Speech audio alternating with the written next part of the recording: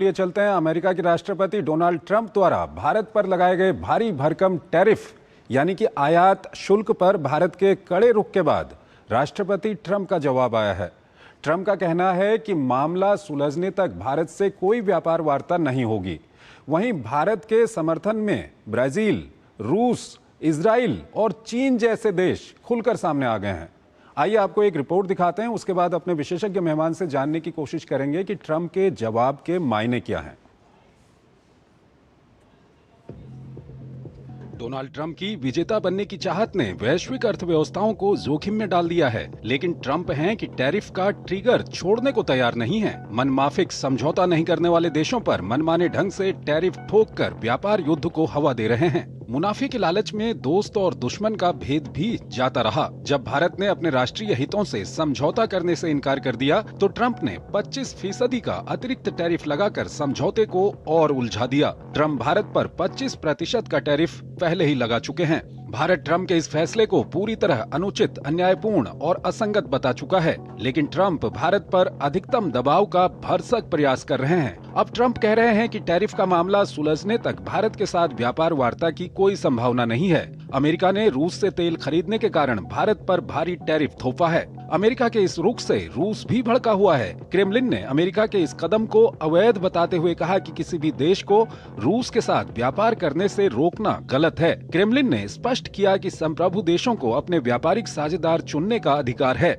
Tariff पर America से दो हाथ करने वाले चीन को भी दूसरे देशों पर ट्रंप का टैरिफ अटैक पसंद नहीं है।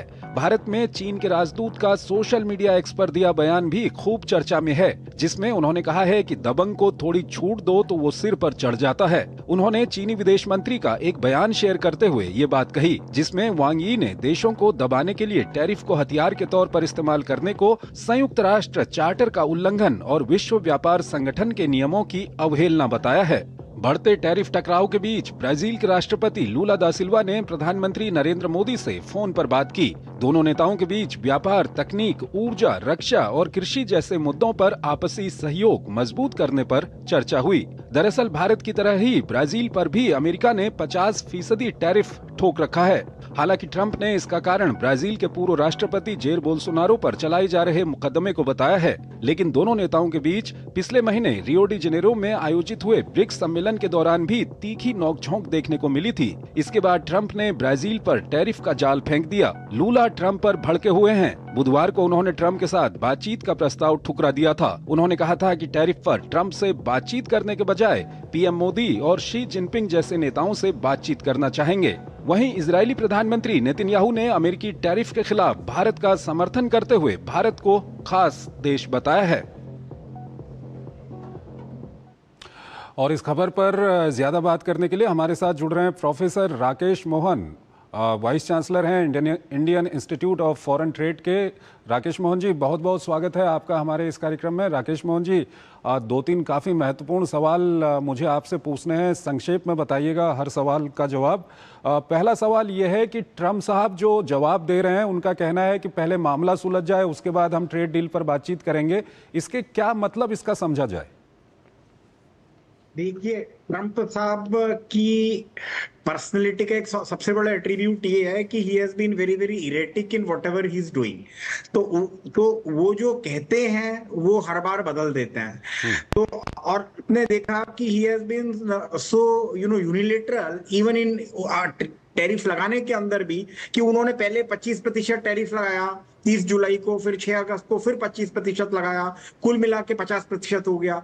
अब वो ये कह रहे हैं कि हम और टैरिफ लगा देंगे। अभी तक तो नॉर्मली ये ट्रेड पे जो देशों के बीच में टैरिफ चलते हैं या नेगोशिएशन होते हैं, ये प्योरली ट्रेड इशू पे होते हैं। इसके अंदर इन चीजों की चर्चा की जाती है कि किस प्रोडक्ट पे टैरिफ घटाने से आपको कितना फायदा है देश को, टैरिफ बढ़ाने से कितना फायदा है, उसका प्रॉपर कैलकुलेशन होता है, उसका प्रॉपर एक मेथड है जिनसे किया जाता है। लेकिन ट्रंप साहब अब जो कह रहे हैं कि अगर आप उनसे तेल खरीदोगे तो हम आपके ऊपर, उन्होंने 25% तो लगा ही दिया है। और ऐसा हमारे ऊपर किया, ऐसा नहीं है, पहले भी वो करते आ रहे हैं। मेक्सिको पे उन्होंने कहा कि इमिग्रेशन के लिए टैरिफ लगाया।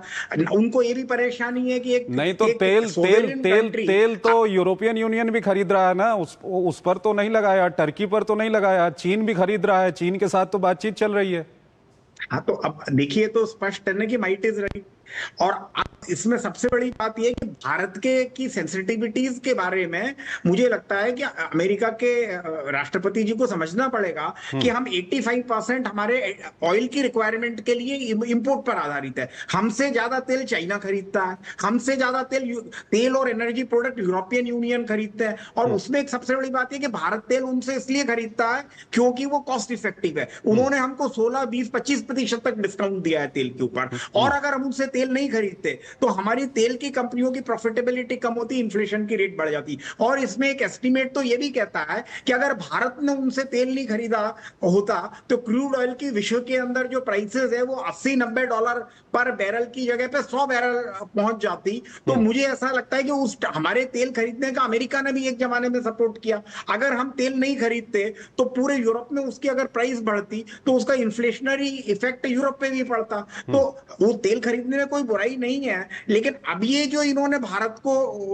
टारगेट किया है, बट क्या कि मुझे ऐसा लगता है कि उन्होंने खाली भारत को ही टारगेट नहीं किया है, ठीक है सर, अब ये बताइए तो, सर अब ये बताइए आगे का रास्ता क्या है, और दूसरा जो ट्रंप की टैरिफ नीति है उसका अमेरिकी उपभोक्ताओं पर कितना प्रभाव पड़ेगा और भारतीय लोगों पर कितना प्रभाव पड़ेगा?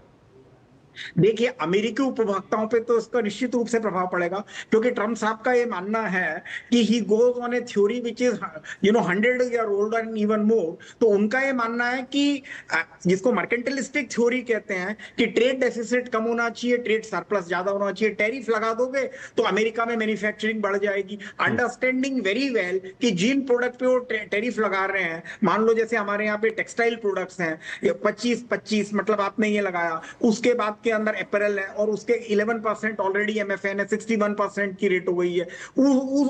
और अगर उनको ये लगता है कि प्रोडक्ट अमेरिका के अंदर मैन्युफैक्चरिंग शुरू हो जाएगा तुरंत, तो मेरे ख्याल से थोड़ा सा इसमें वक्त लगेगा। और अगर मैं कहूं कि भ्रम है तो अतिशयोक्ति नहीं होगी। भारत के पास वैकल्पिक रास्ते क्या क्या है सर?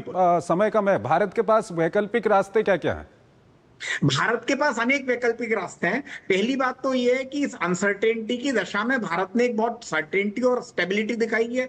भारत ने इस तरह से रिएक्ट नहीं किया है जिस तरह से चाइना और ब्राजील ने रिएक्ट किया है। भारत ने स्टेबिलिटी दिखाई है। भारत अभी भी अमेरिका के साथ के अंदर ट्रेड नेगोशिएशन के लिए तैयार है, उसके रास्ते खुले हुए हैं। हमारा ट्रेड नेगोशिएशन बिल्कुल इंपिरिकल फैक्ट और फिगर्स के आधार पे हो रहा है। हम ट्रेड नेगोशिएशन के अंदर पॉलिटिकल इश्यूज को बीच में नहीं लाते हैं। अमेरिका ने स्ट्रेटेजिकली एक अपने पुराने स्ट्रेटेजिक अलायंस और दोस्त भारत के साथ जिस तरह का व्यवहार किया है उससे पूरी दुनिया स्तब्ध है, एक। और दूसरे अलावा उसके बाद भारत का डोमेस्टिक बाजार बहुत बड़ा है। अमेरिका के अंदर एक्सपोर्ट भारत के जीडीपी का मात्र 2% है। और उसका हमारे पास एक तो वैकल्पिक बाजार खोजना, वैकल्पिक प्रोडक्ट पे फोकस करना, हमारे प्रोडक्ट्स को कॉम्पिटिटिव बनाना, और जो प्रोडक्ट अमेरिका के अंदर जाते हैं उनको sector specific sector specific strategy के तहत प्रमोट करना, और कुछ कहीं जरूरत है तो फाइनेंशियल। ठीक है सर, बहुत बहुत शुक्रिया आपका, आप हमारे इस कार्यक्रम में जुड़े और इस महत्वपूर्ण विषय पर आपने अपना महत्वपूर्ण विश्लेषण हमारे दर्शकों के साथ साझा किया। एक छोटा सा ब्रेक लेते हैं यहाँ पर, और ब्रेक के उस पार आज की कुछ और महत्वपूर्ण अंतर्राष्ट्रीय खबरें आपको बताएंगे।